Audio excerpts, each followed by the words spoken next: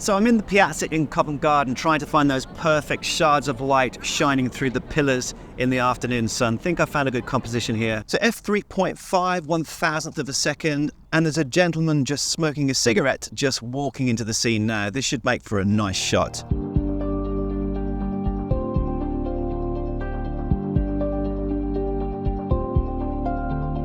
These high contrast scenes always make for good black and white conversions.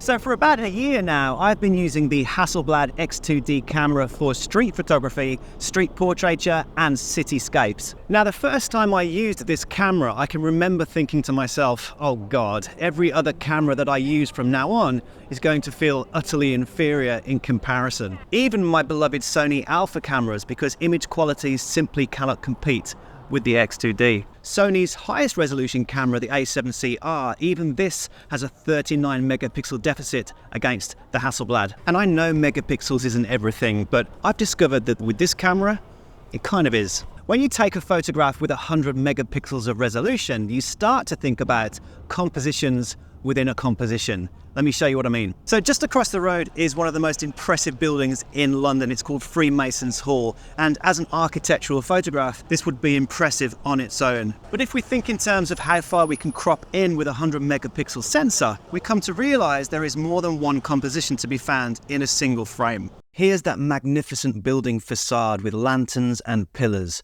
But if we crop in, there is a whole new image to be found with the doorman and pigeons in the foreground. Even cropping into 80% still leaves us with a 20 megapixel image. So how does the X2D fare after a year of taking street photography? Well, to be honest, it's been quite an education. The limitations of the medium format camera are things like a slower continuous burst mode and the lack of spot tracking autofocus. This means that you have to think more like an analog photographer. Every frame that you capture has to be more deliberate and considered. The X2D actually makes you a better photographer because you're not relying on some kind of AI technology to do your dirty work for you. So here's a composition where we've got a picture within a picture. We've got City Hall, which is some really nice architecture, that building over there. We've got Canary Wharf in the background, and I've got these railings as foreground interest. I'm just gonna fire a shot off. And that's a really nice architectural abstract shot. But if we crop in, you'll see that there's another image there. I bet you didn't realise there's a beach right in the heart of central London, did you? Just going to try and capture this guy taking his shoes off.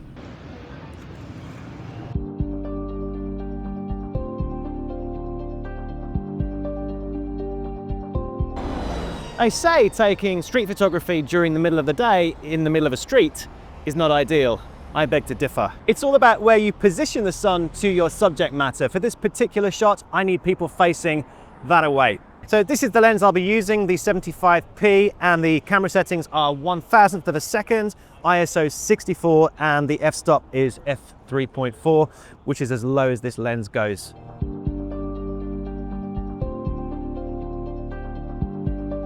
So one of the most photographed telephone boxes in London. I'm just going to piggyback onto their little photo shoot here. The 75p is a lens that I previously covered in a video review, and it's so well placed in the street photography market because of its full frame focal equivalent of 59mm, an almost perfect focal length for the urban environment, but also being comparatively small and light for the level of insane detail that you can get from this lens. Now this gentleman looks interesting. You don't need to get too close. 100 megapixels affords you a little bit of distance. So look how far away this chap is down the alleyway. No problem for the X2D.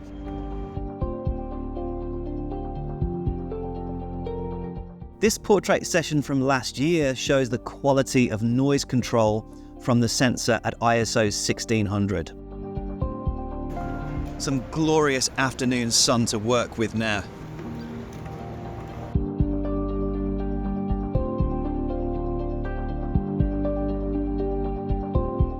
This image was taken at the photography show at London's Excel. A mock street scene indoors, but ISO 800, not a problem for this sensor.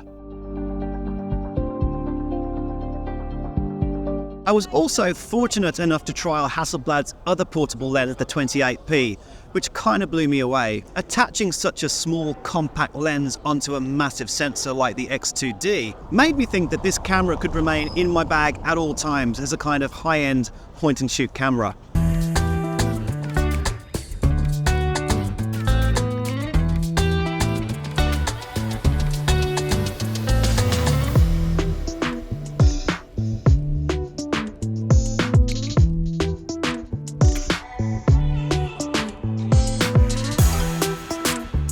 Honestly, I have yet to experience a poor quality lens made by this company. From the lower end to the highest executive lenses like the 20-35E lens, which featured in one of my videos back in the autumn of last year.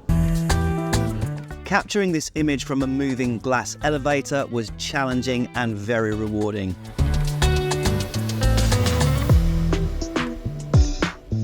Here's another favorite image of mine from this ultra wide zoom lens.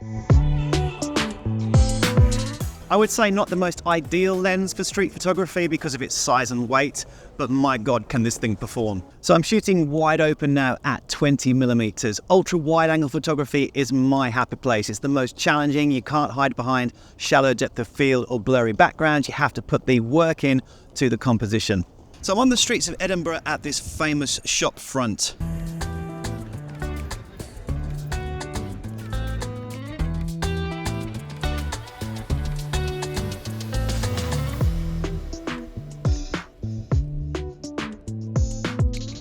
So back on the 75p lens, woman in hat, 12 o'clock, just coming up the stairs.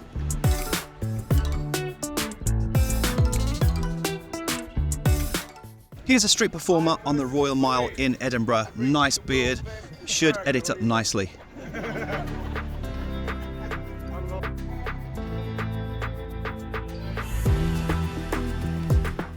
Now, one of the standout features of this camera is image stabilization, and I'm sorry if I've mentioned this once or twice before, but it's worth mentioning again. It's like nothing else I've experienced on any other camera. Handheld long exposures up to 1.5 seconds with exceptionally sharp focus and motion blur control. Knowing that you can easily capture slow shutter speed images without needing a tripod not only speeds up the process of capturing images, but it also gives you more creativity with camera angles and abstract photographs. Plus, you're not always allowed to use a tripod in pedestrian areas within inner cities. Anyway, I'm going to leave you with a montage of all of the street photographs I've taken with the Hasselblad X2D over the past year and say thanks to you guys for watching and supporting the channel. Please don't forget to subscribe and like this video. That would be much appreciated. I'll see you in the next one.